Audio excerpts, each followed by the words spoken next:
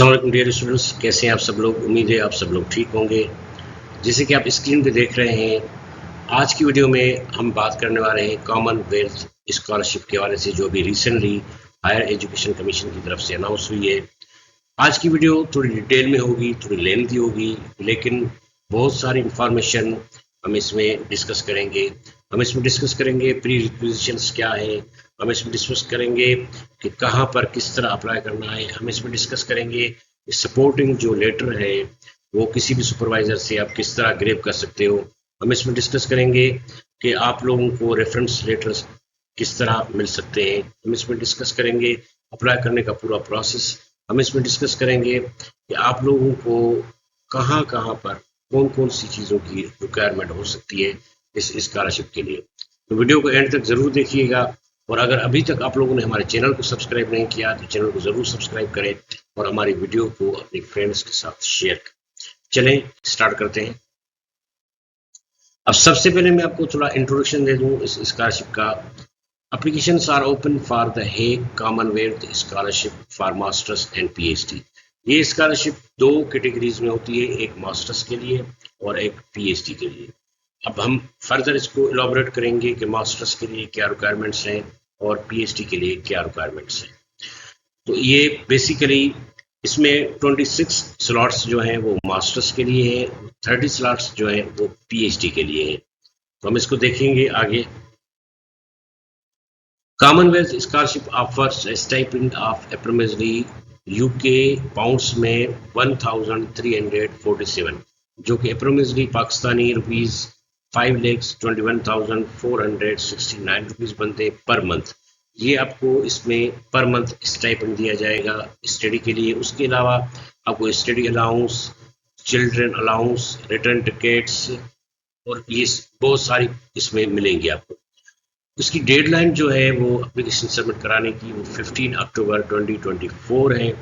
Application दो portals पे आप अप्लाई करेंगे, एक HEC के पोर्टल पे और दूसरा कॉमनवेल्थ के पोर्टल पे। दोनों पोर्टल्स पे आपने सेम एप्लीकेशन सबमिट करवानी है। किसी एक पोर्टल पे अगर आप अप्लाई करेंगे और दूसरे पे नहीं करेंगे तो आप इनएलिजिबल हो जाएंगे। लाजमी बात है कि आप दोनों पोर्टल्स पे ये एप्लीकेशन सबमिट करें। अच्छा, उसके बाद इसमें जो है वो बेनिफिट्स क्या क्या मिलने वाले हैं आपको। इसमें बेनिफिट्स एक तो स्टाइपेंड है, लिविंग अलाउंस है, जो मैंने आपको अभी थोड़ी देर पहले बताया, तो 5,21,000 पाकिस्तानी रुपीस और यूके पाउंड्स में 1,347 रुपीस।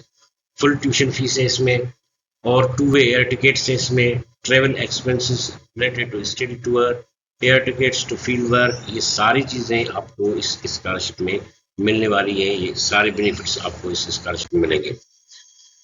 अच्छा, इसके बाद इस स्कॉलरशिप का स्कोप क्या है। इस स्कॉलरशिप के लिए Commonwealth scholarship for masters and PhD degree के लिए जो इसमें ये डिसिप्लिन्स में आपको इसमें मिलेंगे, science and technology for development, strength in health system and capacity, promoting global prosperity, strength in global piece. ये सारी जो यूके कॉमनवेल्थ की स्कॉलरशिप में ये सारी इसका जो है वो एक तरह का स्कोप है, या एक तरह ये मतलब है कि इसको बढ़ाना चाहते हैं। अगर अभी तक भी आप लोगों को पता नहीं है कि कॉमनवेल्थ कंट्रीज कौन से हैं, तो मोस्टली कॉमनवेल्थ कंट्रीज वो है जो किसी दौर में यूके की कॉलोनियल स्टेट्स रहे थे। तो उन स्टेट्स को, उन ममालिक को, उन कंट्रीज को कॉमनवेल्थ का नाम दिया गया है और उन कंट्रीज के लिए ये UK every year scholarship announce करता है। अच्छा, एलिजिबिलिटी। अब यहाँ पर थोड़ा आप ध्यान दे दें कि हम एलिजिबिलिटी की बात करते हैं कि एलिजिबिलिटी में क्या क्या आ रहा है। To apply for this scholarship you must meet the following eligibility criteria. अब सबसे पहले बी पाकिस्तानी और AJK national, dual nationality are not eligible. Pakistani या आज़ाद जम्मू एंड कश्मीर का नेशनलिटी होना ज़रूरी है। अगर किसी को यूके की नेशनलिटी है तो वो इस स्कॉलरशिप के लिए एलिजिबल नहीं है। First class bachelor degree, 16 year education, मतलब आपके पास 16 ईयर की एजुकेशन होनी चाहिए, ग्रेजुएशन होनी चाहिए। अब या आप इंटरमीडिएट के बाद BS 4 ईयर्स की डिग्री आपके पास हो, या फिर आपके पास 2 ईयर बैचलर और 2 ईयर मास्टर की डिग्री, ये फॉर मास्टर्स एडमिशन। अगर आपने मास्टर में एडमिशन लेने के आप मतलब है कि विशफुल हैं, ख्वाहिशमंद हैं, तो आपके पास 16 ईयर की एजुकेशन होनी चाहिए। फॉर PhD 18 ईयर की एजुकेशन होनी चाहिए। PhD के लिए लाजमी है कि आपके पास 18 ईयर की एजुकेशन होनी चाहिए। No more than 2 second divisions are allowed. आपकी जो एकेडमिक करियर है उसमें एक दो से ज़्यादा सेकंड डिवीजन्स ना हो। Not be registered for a master or PhD or MPhil degree at MPhil leading to PhD at the UK university before September October 2023। मतलब आप MPhil में, मास्टर में या MPhil लीडिंग टू PhD में UK की किसी यूनिवर्सिटी में आपकी इनरोलमेंट पहले से ना हो। Students currently pursuing master PhD MPhil are not eligible. अगर अभी आप MPhil PhD कर रहे हो, किसी यूनिवर्सिटी में इनरोल हो, तो आप इसके लिए एलिजिबल नहीं हो। The support of potential supervisor from at least one UK university listed in your application form। जब आप एप्लीकेशन फॉर्म फिल करेंगे, जब आप एप्लीकेशन फॉर्म के स्कॉलरशिप के लिए अप्लाई करेंगे, तो लाजमी है कि यूके की किसी यूनिवर्सिटी के प्रोफेसर का एक सपोर्टिंग लेटर जो है या पोटेंशियल सुपरवाइजर का लेटर जो है वो आपको लाजमी होना चाहिए। वो मैं लिंक रखूंगा डिस्क्रिप्शन में, जो यूके की यूनिवर्सिटीज़ है, आप वहाँ मतलब डिफरेंट प्रोफेसर्स को आप ईमेल करेंगे, आपका जो अपना प्रपोजल होगा वो वहाँ भेजेंगे, तो कहीं ना कहीं से आपको रिप्लाई आ जाता है। वो लेटर लाजमी चाहिए। याद रखें कि आपके पास यूके के किसी यूनिवर्सिटी के प्रोफेसर का, जो आपके अपने फील्ड का प्रोफेसर होगा, जाहिर सी बात है, उसका आपके पास एक पोटेंशियल लेटर या सपोर्टिंग डॉक्यूमेंट होना चाहिए। उसके बाद ये पीएचडी के लिए, मास्टर्स के लिए ये नहीं है, ये पीएचडी के लिए। उसके बाद यहाँ पर submit to reference online through the UK application system. 2 reference letters आपके पास होने चाहिए जो आप एप्लीकेशन फॉर्म के साथ अटैच करेंगे।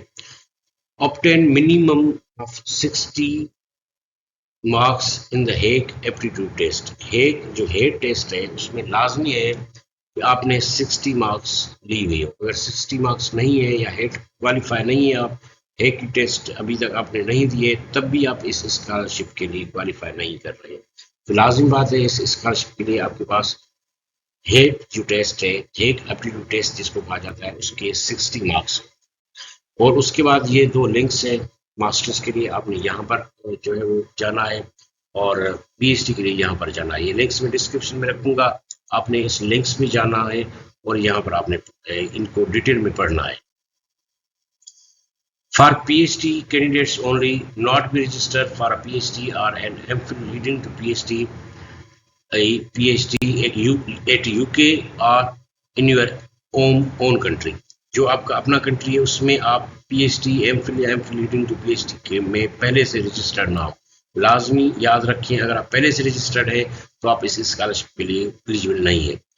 सपोर्टिंग स्टेटमेंट, वही बात आ गई जो अभी थोड़ी देर पहले मैंने आपको बताई कि आपको पीएचडी के लिए सपोर्टिंग स्टेटमेंट चाहिए यूके के किसी यूनिवर्सिटी के प्रोफेसर का, जो आपके फील्ड का होगा, जो आपके सब्जेक्ट होगा, उसका लाजिम बात है आपके पास उसका सपोर्टिंग लेटर होना चाहिए। ठीक है। अप्लाई करने का प्रोसेस बिल्कुल सिंपल है, मैं आपको बता रहा हूँ। अप्लाई करने के लिए आपने, जिसे मैं पहले आपको बताया कि 2 पोर्टल्स पे, एक HEC का पोर्टल है और दूसरा कॉमनवेल्थ का पोर्टल है। इन दोनों पोर्टल्स पे आपने फॉर्म फिल करना है। कॉमनवेल्थ के पोर्टल पे फॉर्म फिल करने के लिए ये पूरा प्रोसेस है जो मैं यहाँ पर भी मैंने लिखा हुआ है, और यहाँ पर आप क्लिक करके इस लिंक पे भी जा सकते हैं। Must apply through CAC online application system. The CAC does not accept application submitted outside the online। Hague के अप्लाई करने के लिए आपने इस लिंक पे जाना है और हेग के पोर्टल पे भी अप्लाई करना है। याद रखिए, अहम चीज क्या है कि दोनों पोर्टल्स पे, कॉमनवेल्थ के पोर्टल पे और हेग के पोर्टल पे आपने फॉर्म फिल करना है। अच्छा, कुछ इंपॉर्टेंट चीजें हैं जो मैंने आपके लिए यहाँ से निकाली हुई है कि application submitted without both the Commonwealth and Hague form will not be detailed. याद रखिए, दोनों जगहों पे आपने फॉर्म फिल करना है। अगर किसी एक जगह पर आप फॉर्म फिल करते हैं, लाइक HEC पे आप फिल करते हैं और कॉमनवेल्थ पे नहीं करते हैं, या कॉमनवेल्थ पे करते हैं HEC पे नहीं करते हैं, तो भी आप एलिजिबल नहीं है इसके लिए। Keep a copy of your submitted form for your record. आप अपने रिकॉर्ड के लिए जो आप फॉर्म फिल करेंगे, सबमिट करेंगे, उसकी कापी आपने अपने पास रखनी है। हार्ड कॉपी में कुछ भी कोई डॉक्यूमेंट या फॉर्म आपने नहीं, कहीं पर भी नहीं सेंड करना है। याद रखें, जो भी है ऑनलाइन अप्लाई करना है दोनों पोर्टल्स पे, एक के पोर्टल पे और कॉमनवेल्थ के पोर्टल पे आपने ऑनलाइन अप्लाई करना है। इसकी डेडलाइन जो है वो 15 अक्टूबर 2024 है। याद रखें, डेडलाइन का वेट किए बगैर बाद में क्या होता है, समटाइम्स सर्वर डाउन हो जाता है, सम टाइम जो है वो इंटरनेट के मसले मसाइल हो जाते हैं। तो आप डेडलाइन का वेट किए बिना अगर आप वाकई इंटरेस्टेड हैं यूके में कॉमनवेल्थ की स्कॉलरशिप के थ्रू पढ़ने के लिए, तो आप डेडलाइन का वेट किए बिना इस पे भी अप्लाई कर लें। उसके बाद ये मैंने शुरू में आपको बताया कि कुछ मैंने आपके लिए यहाँ पर फ्रीक्वेंटली आस्क्ड क्वेश्चन जो मोस्ट कॉमन है वो मैंने निकाले हुए हैं, हम इस पे डिस्कस करेंगे। मैं थोड़ा इसमें आपको बताऊंगा how to find a program and university. अब CSE participating universities can be found by visiting the links below. For masters इस लिंक पे आपने जाना है, फॉर PhD इस लिंक पे आप जाना है। इस लिंक पे आप जाएंगे और यूनिवर्सिटी फाइंड करेंगे। ये लिंक्स में जो है वो डिस्क्रिप्शन में रख देता हूँ। How to apply online at HEC and CSE। There are जो है वो 2 वेज है, 2 मैंडेटरी स्टेप्स। कॉमनवेल्थ के लिए आप यहाँ पर क्लिक करेंगे, ऑनलाइन अप्लाई करेंगे, और हेग के लिए आप यहाँ पर जाएंगे और जो है वो आप यहाँ पर क्लिक करके फॉर्म फिल करेंगे। उसके बाद है is there any fee to apply for Commonwealth scholarship. No, कोई भी फीस नहीं है इस स्कॉलरशिप के लिए अप्लाई करने के लिए, कोई भी प्रोसेसिंग फी नहीं है। हाँ ये है कि आप हेड टेस्ट के लिए अगर आप रजिस्टर होना है आपने तो उसकी आप फीस पे करेंगे, बाकी इस स्कॉलरशिप की कोई प्रोसेसिंग फीस नहीं है। अच्छा, उसके बाद है it is mandatory to provide higher education aptitude test score. Yes, ये बहुत मैंडेटरी है। आप हेड क्वालिफाइड हो, हेड की जो हायर एजुकेशन एप्टीट्यूड टेस्ट है वो अगर आप क्वालिफाई हैं तो आप एलिजिबल हैं इस स्कॉलरशिप के लिए। अगर वो क्वालिफाई आप नहीं है तो इस स्कॉलरशिप के लिए आप एलिजिबल नहीं है। What is the minimum qualifying marks required for higher education aptitude test. Minimum जो क्वालिफाइंग मार्क्स है वो 60% है, मतलब 100 में से 60 मार्क्स आपने ऑब्टेन करनी है हेड टेस्ट में, हायर एजुकेशन एप्टीट्यूड टेस्ट में, तभी जाकर आप इस स्कॉलरशिप के लिए क्वालिफाई होंगे। If applicant mistakenly submit false information at any stage, if required, will they be eligible for the scholarship? Applicants are required to submit the information carefully. In case of submitting false information at any stage, एक reserves right to cancel. देखिए भाई, वही बात हो गई कि आपने कोई भी fabricated false information, pseudo information नहीं देनी। जो एक्चुअल है, जो रियल है, वो आपने यहाँ पर इंफॉर्मेशन सारी देनी है। The application form on Hague once submitted is not editable. याद रखें, केयरफुली आपने आराम से फॉर्म फिल करना है। वंस अगर आपने सबमिट कर दिया तो आप इसको एडिट नहीं कर सकते। Is IELTS required for applying in Commonwealth scholarship? क्या IELTS जरूरी है? उसके बाद है कि हेग की तरफ से IELTS की कोई रिक्वायरमेंट नहीं है। हेग आपसे IELTS का स्कोर नहीं मांग रही है। पर डिपेंड करता है कि जिस यूनिवर्सिटी में आप एडमिशन लेना चाह रहे हैं, जिस यूनिवर्सिटी में आप अप्लाई कर रहे हैं, क्या उसकी रिक्वायरमेंट है IELTS का स्कोर। अगर हाँ उसकी रिक्वायरमेंट है IELTS का स्कोर तो फिर आपने IELTS के लिए अटेम्प्ट करना है, वरना अदरवाइज हेग की तरफ से कोई प्री रिक्विजिशन या कोई मैंडेटरी चीज़ नहीं है कि आपके पास IELTS का स्कोर होना चाहिए। What is the age limit for master PhD? There is no age limit, कोई एज लिमिट नहीं है। आप कोई भी एज हो अप्लाई करें। उसके बाद है is international GRE general subject score acceptable. International GRE general subject is not acceptable for this scholarship. भाई अगर आपकी इंटरनेशनल GRE है मगर इस स्कॉलरशिप के लिए वो जरूरी नहीं है, मैंडेटरी नहीं है, तो यहाँ पर आप उसको छोड़ दें। यहाँ पर जो मैंडेटरी है वो हेट है, हायर एजुकेशन एप्टीट्यूड टेस्ट, वो आपने यहाँ पर उसका स्कोर चाहिए, वो आपने यहाँ पर देनी है। उसके बाद है what are the mandatory requirements while applying for PhD program. वही ये मैं थोड़ी देर पहले भी आपको बता चुका हूँ। Candidates applying for PhD studies have consent of acceptance by supervisor at one of the proposed host universities mentioned in the application form. A statement of acceptance issued by supervisor must be attached to the online application form. याद रखें, इस scholarship का form fill करने से पहले आपने किसी professor का, यूके की यूनिवर्सिटी के किसी भी सुपरवाइजर जिसको आप सुपरवाइजर बनाना चाहते हैं उसका एक्सेप्टेंस लेटर लाजमी होना चाहिए। अगर आपके पास एक्सेप्टेंस लेटर नहीं है तो आप इसमें एलिजिबल नहीं है। Online references must also be submitted by Commonwealth portal deadline.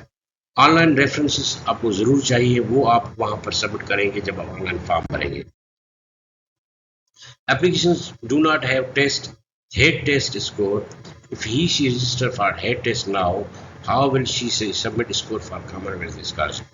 मतलब अगर अभी तक आपने हेड की टेस्ट क्वालिफाई नहीं की, लेकिन अभी आप फॉर्म भरना चाह रहे हैं, तो अभी आप क्या करें? उसके लिए those who have not yet registered for head or have already registered should note that their scores will be automatically submitted to the Higher Education Commission once they complete the test. The testing agency ETC will link the test score to the provided in the application form. याद रखें, अभी भी आप अगर apply करना चाह रहे हैं हेड टेस्ट के लिए, तो आपका जो स्कोर है वो इस आपके एप्लीकेशन फॉर्म से लिंक हो जाएगा। जिससे ही आप हेड टेस्ट देंगे और जो भी आपका स्कोर होगा वो ऑटोमेटिकली उसमें अपडेट हो जाएगा।